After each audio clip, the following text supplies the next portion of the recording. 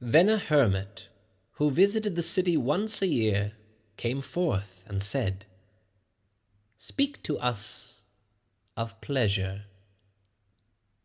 And he answered, saying, "Pleasure is a freedom song, but it is not freedom. It is the blossoming of your desires, but it is not their fruit. It is a depth calling unto a height, but it is not the deep, nor the high. It is the caged taking wing, but it is not space encompassed. Aye, in very truth, pleasure is a freedom song. And I fain would have you sing it with fullness of heart, yet I would not have you lose your hearts in the singing. Some of your youth seek pleasure as if it were all, and they are judged and rebuked. I would not judge nor rebuke them. I would have them seek, for they shall find pleasure, but not her alone. 7 are her sisters, and the least of them is more beautiful than pleasure. Have you not heard of the man who was digging in the earth for roots and found a treasure? And some of your elders remember pleasures with regret, like wrongs committed in drunkenness. But regret is the beclouding of the mind, and not its chastisement. They should remember their pleasures with gratitude, as they would the harvest of a summer.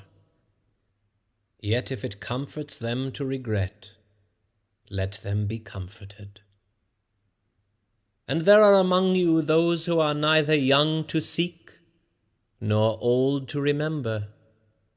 And in their fear of seeking and remembering, they shun all pleasures, lest they neglect the Spirit, or offend against it. But even in their foregoing is their pleasure, and thus they too find a treasure, though they dig for roots with quivering hands. But tell me, who is he that can offend the Spirit? Shall the nightingale offend the stillness of the night, or the firefly the stars? And shall your flame or your smoke burden the wind? Think you the Spirit is a still pool which you can trouble with a staff?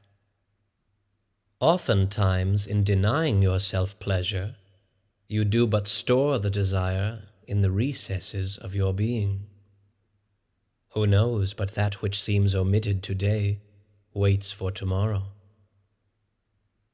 Even your body knows its heritage and its rightful need, and will not be deceived.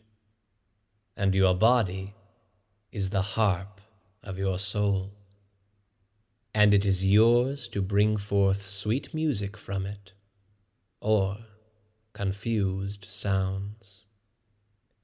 And now you ask in your heart, how shall we distinguish that which is good in pleasure from that which is not good? Go to your fields and your gardens, and you shall learn that it is the pleasure of the bee to gather honey of the flower, but it is also the pleasure of the flower to yield its honey to the bee. For to the bee a flower is a fountain of life, and to the flower a bee is a messenger of love.